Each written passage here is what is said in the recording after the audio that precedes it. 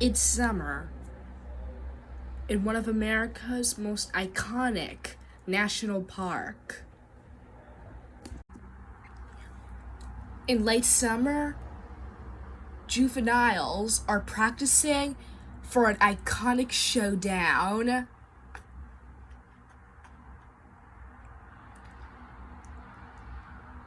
The Roosevelt elk is the largest elk in North America. Every morning and evening, a herd of young elk come here to graze, enjoying the life. And keep a lookout for predators. And much of the year, there's calm. But that's about to change. By late summer, these elk must be the best. And to face a dominant, they must practice.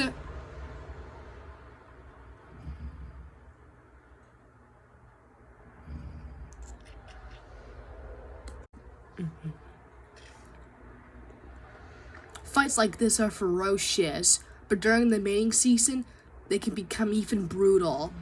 So that's why these bulls must practice.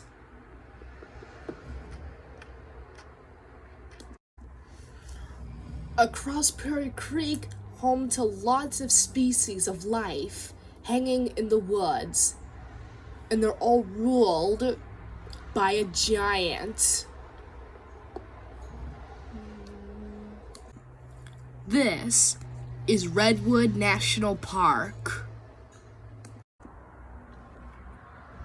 In Elk Prairie, home to its famous elk, which gave the place the name, enjoys a little calm, grazing through the plains. Roosevelt elk are good about clearing off old vegetation. In a few weeks, new growth will come, but it means crossing fences and roads to find the best grazings. But some experienced elk choose their moment wisely when no cars are nearby.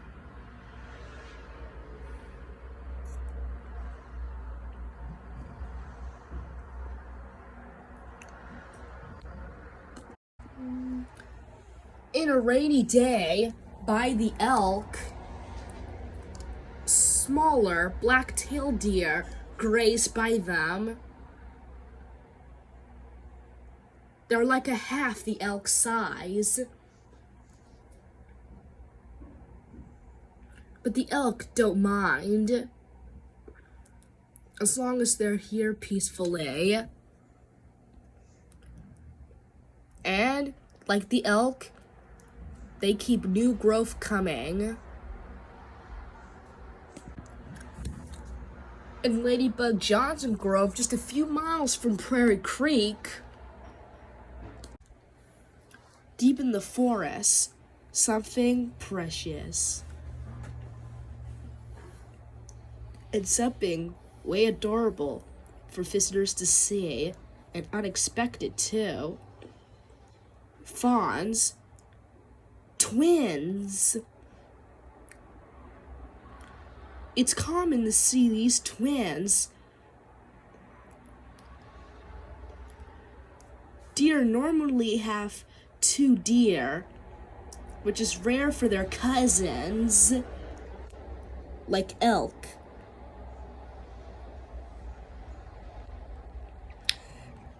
Still nursing, they're about to get used by grain diets, which they'll do when they're independent. And now they explore the world and the giants among them.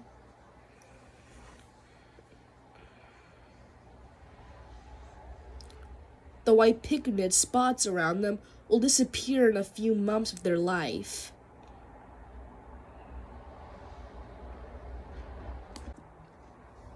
Come next spring, they will be independent. But until then, Mom is their whole world, whether she likes it or not. The twins must stay close. Taking care of two is hard than taking care of one. Fawns may be an easy snack for bears and cougars and coyotes, so they must stay close. Usually older mothers have twins. First time parenting could have like one.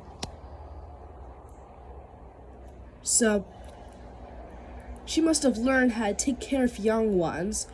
So these two fawns may have a good chance of surviving to adulthood. For now, at least.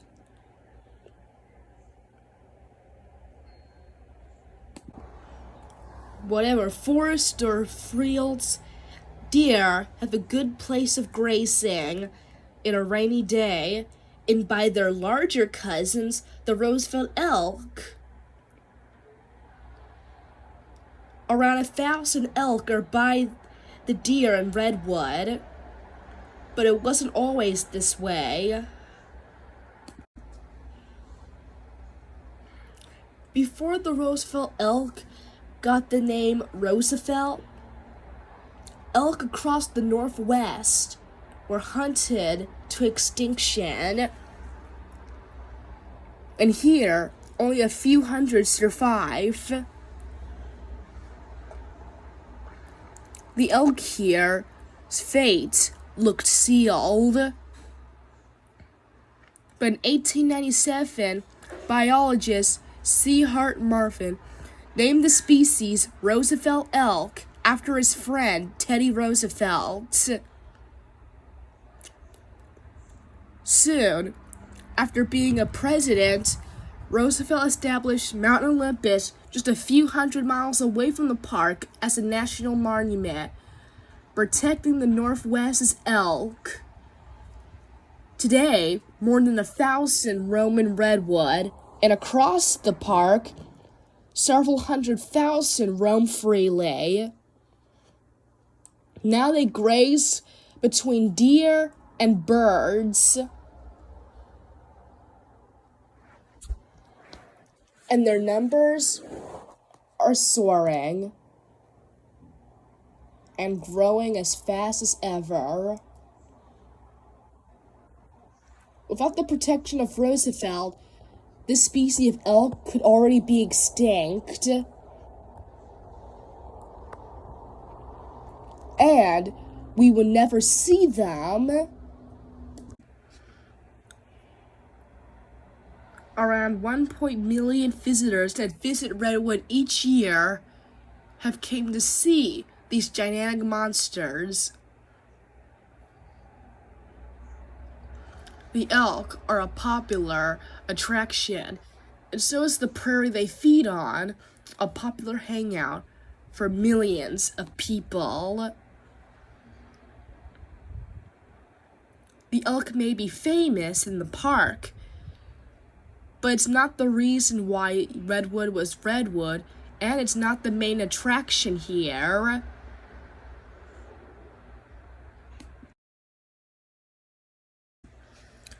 Between Elk Prairie and you see other things that are way gigantic than the elk itself. The trees that give the park its name, Giant Redwoods, as in coastal redwoods, the 300-foot trees in Northern California. The largest may be 400 feet tall, stood here nearly 2,000 years. And the Pacific Ocean creates a fog around them, helping these trees grow.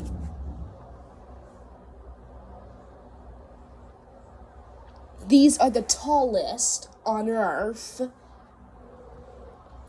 40% of the old growth trees are in Redwood National Park. And they live for thousands of years. But like the elk, these trees had their ups and downs, but they also had a great history. For 3,000 years, redwood forests for over a long time, using wood from fallen trees, the native tribes made villagers out of them and canoes. The tribes hunted elk, fished for salmon, and picking berries. But when gold became the king in the 1850s, settlers and prospectors swarmed northern California, and it wasn't the Native Americans they nearly wiped out.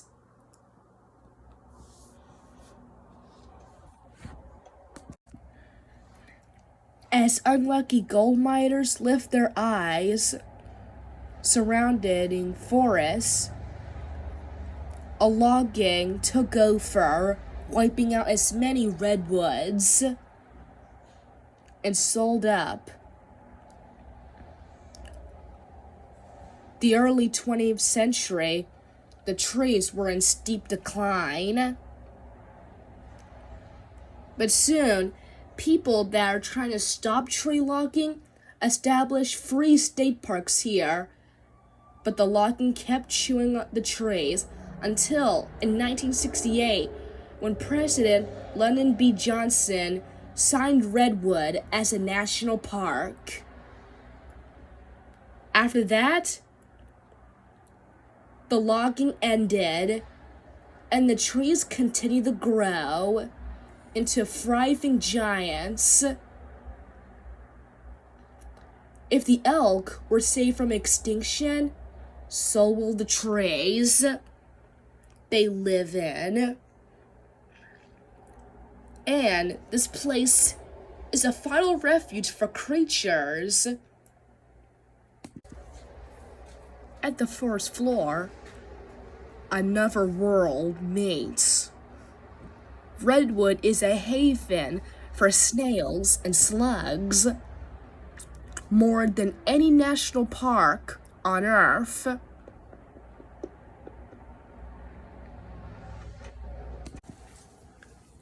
And deep in the sticks and trees lies one of the largest of the snails and slugs, the banana slug, about 10 inches long,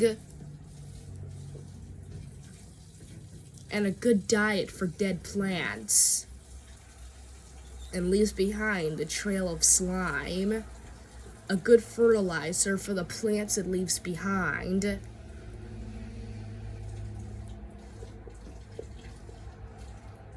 And a little bit gooey. These slugs are one of the world's slowest animals, moving about 6 inches an hour. Turning minutes into seconds shows these creatures how they move.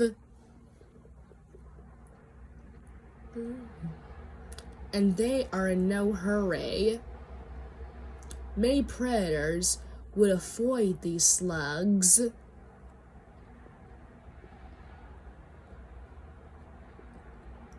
It's one of the most creepiest and a little bit slimy creatures in the park.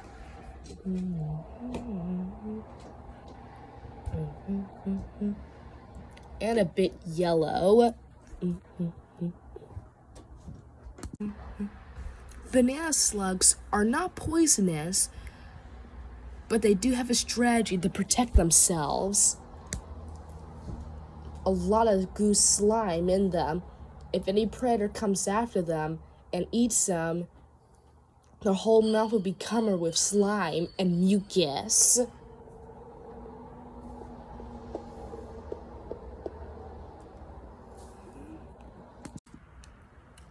Almost all animals keep their distance.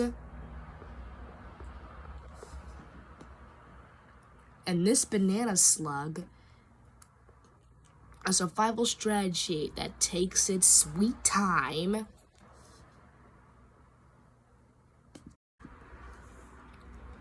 Outside of the forest, elk have a few strategies to stay safe from predators. They have speed, and in the afternoon they can hunker down in the forest. And on top of their heads, an elk's own sword, antlers, what makes the bulls most impressive. These elk sport some of the biggest antlers on Earth, about 4 foot, each weighing about 20 pounds. And they're right on your head. And that could be a kind of a headache. But probably these elk have brain forces better than us. And with antlers, are pretty good and a good use. And also for fighting rifles.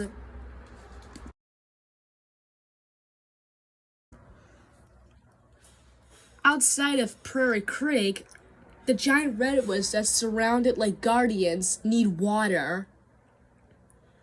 And they know where to get it. The Pacific Ocean creates a fog, and surrounding the redwoods and turning them into giants. Fog is a crucial part for the redwood trees.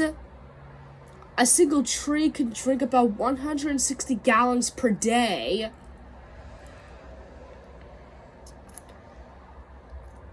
Without the fog, many of the trees here would not exist. And now, it grows trees and other plants surrounding them.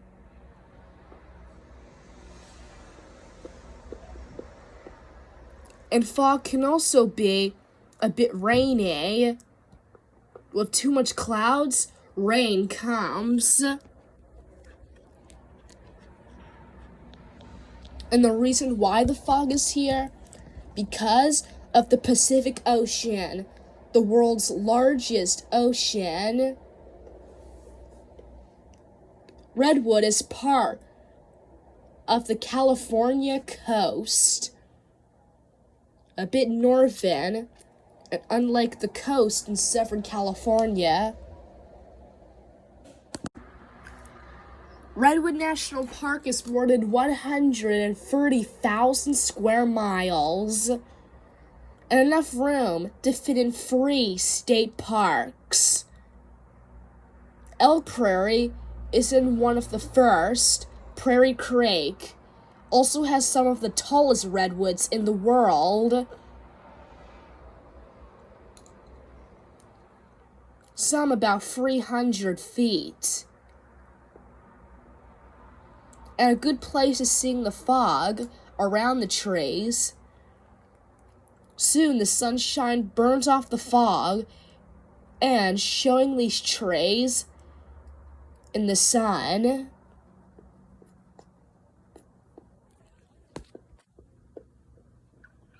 Sometimes sun could attract fires, which is now a common threat to redwoods. But some redwoods can survive many fires with their thick bark. In this hike in Prairie Creek State Park, home to redwoods like no other, like Big Tree, more than 200 feet long, may have stood here to nearly 2,000 years. One of the old growth forests, and more enchanting than smaller redwoods who are still flourishing.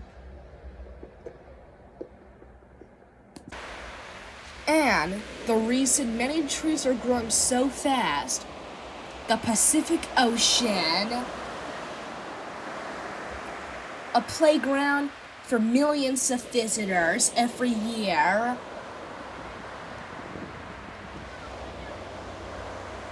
Redwood is one of the few forest national parks to be controlled by the coast and the tides, the most dramatic habitats on Earth,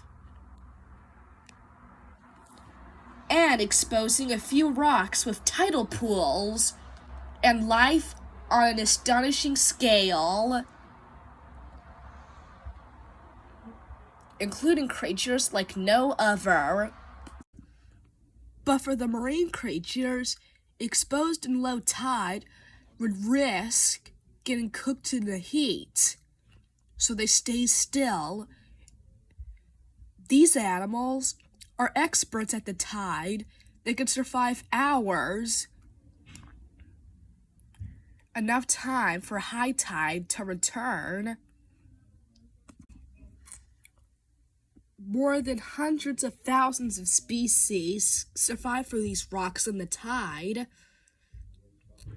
Those that can move find access to tidal pools. That way they can be in water, filtering up microscopic life. This creature is the giant green anemone. Some of them has already found residence in these pools. These monsters,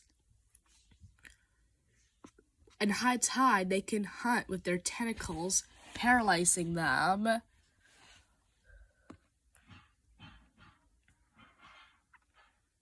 But right now, they probably have more success in high tide. And they're not the only ones.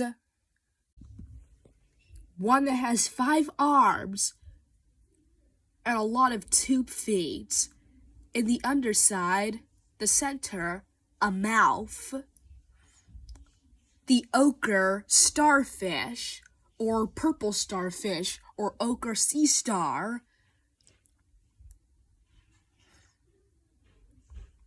They only have a few hours for the incoming tide, so until then, they must be completely still and don't move a muscle. Ochre sea stars that have found access to tidal pools, they can move, but exposed, they must not move any tube feet. The wealth of life on these coasts depends on the tide. Soon, the incoming tide will come, but until then, small waves hit the rocks like a little tsunami. Life here is grand, so do the creatures on the land part of Redwood.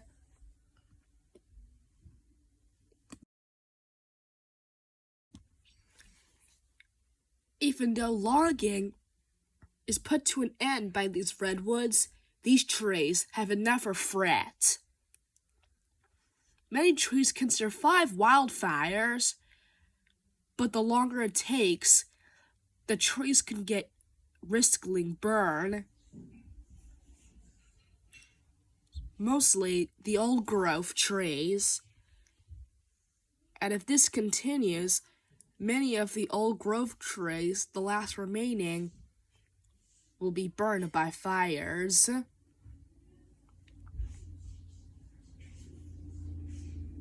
Meanwhile, many other trees are as tall as the Eiffel Tower itself. And under them, a small little forest contains. Right beneath their trunks, lots of plants under the ground, smaller than the redwoods, but everywhere on the forest floor. And for small animals, it's like a forest. Even for banana slugs, these plants are a home. Even though their gooiness keeps them safe from predators, that does not mean they do have predators. So the deeper they go in the plants, the more safer they'll get. In the thick moss and on the ground. And for slugs, life is a slow pace.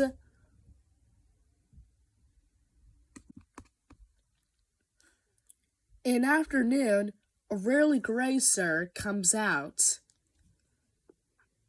Usually elk graze for morning and evening, but this is an afternoon. These elk venture out. And it's a bit risky, not against for predators, but also the heat.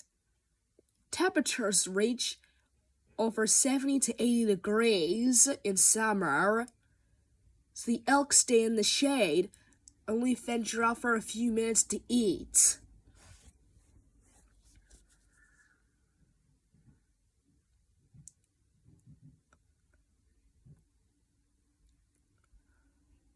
And the young bulls better get some rest before what happens, you know what. It's almost the time when they practice, but that won't be another time. Right now, they relax under this tree's shade and graze. Around there, dragonflies swarm around these elk, and one bird is waiting for them. Swallows, barely the size of your hand,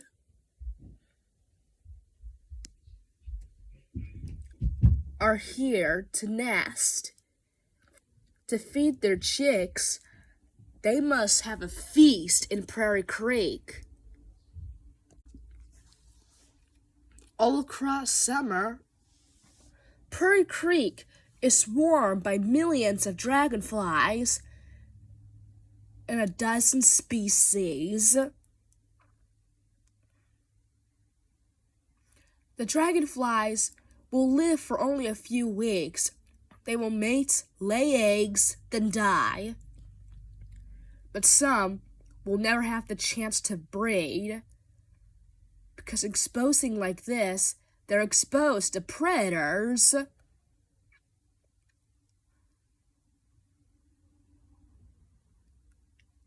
Including the swallows. They eat about 800 insects a day. But huge numbers means many dragonflies will survive the swallow attack. As the dragonflies die, the swallows will move south for the winter.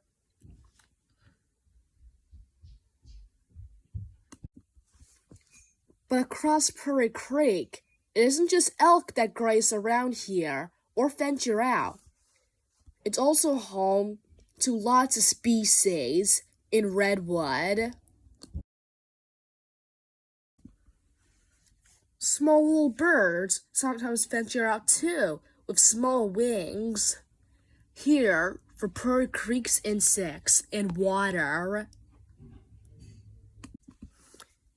And down a picnic bench, a little woodpecker. And in the nearby forest, a stellar jay looking for nuts and insects.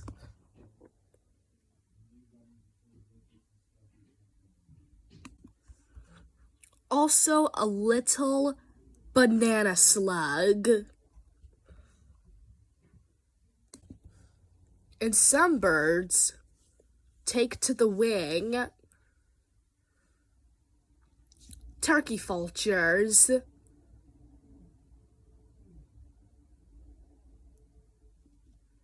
One of the largest birds and a relative of a thriving bird, the condor, around 15 in the park. Almost all redwood animals come to Prairie Creek. But in Redwood National Park, life has to cross through the merciful highways. And a harem of elk has already started doing that. It's late summer when few bulls get to mate, like this dominant bull with his impressive antlers. He herded his harem from the road into better feeding grounds, and his females follow him. And for the Prairie Creek herd with the young bulls, soon the females will be theirs, but only a few of them. In late summer, it's almost fall, the time when the spectacular effect of Redwood in Prairie Creek begins. So things get messy.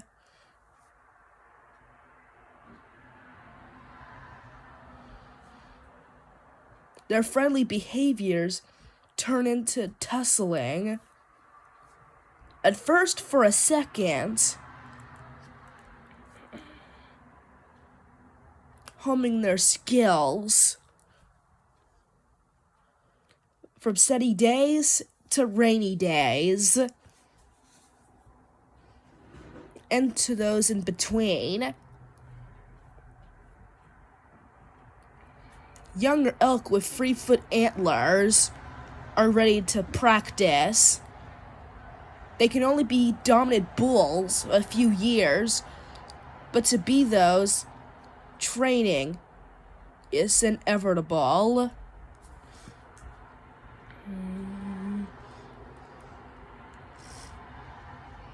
The next would be clocking antlers at each other, treating them like swords.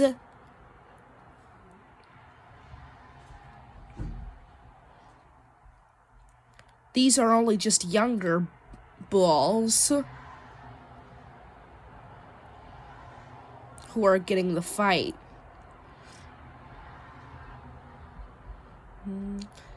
Older but still young bulls are ready to practice on a hill.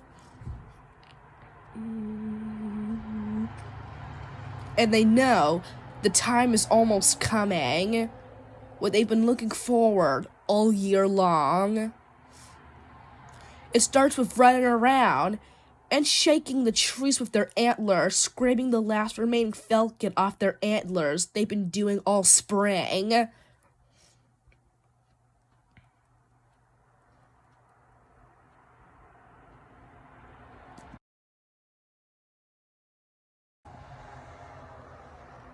The mating season is close.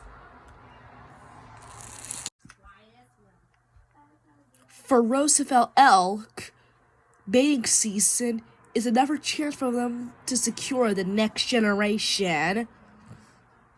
So tensions here are rising. Practice fights are happening all across Prairie Creek.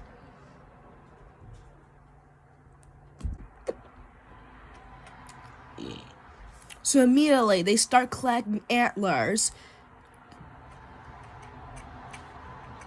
They start with a little shimmer and end up with a big ol' battle.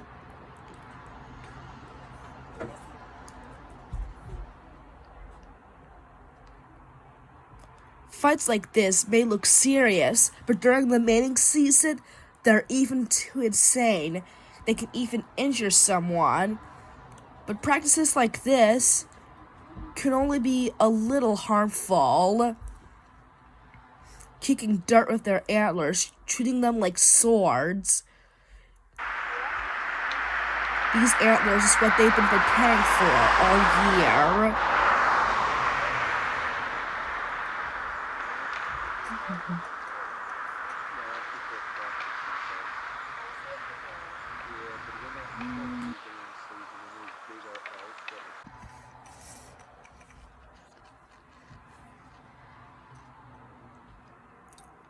The one who wins many practice fights will have a better chance of winning against a dominant and the oldest elk in the fight claims its victory.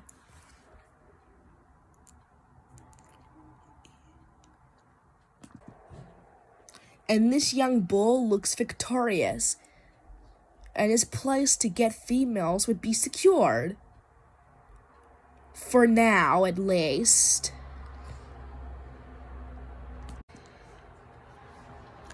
And if these young males get the females, they will raise the next generation. The elk, claiming Roosevelt's name, will be secured for years, decades, centuries, and millennia to come. If it wasn't for Roosevelt, the elk here would not exist. And now they're continuing to live here and raising the next generation. And the year is almost over.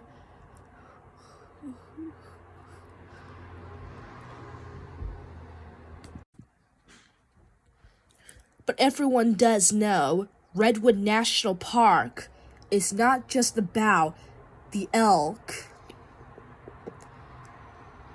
Even though it protects them and the other animals, it's also protecting the giant trees around the elk. Like the elk, the redwood faced many declines. But because this national park was established, was protecting these giants. If this place wasn't a national park, many of these trees wouldn't be here. If many creatures decline, just like the redwood and the elk long time ago, they would return. And that's what happened to these two iconic icons in Redwood National Park.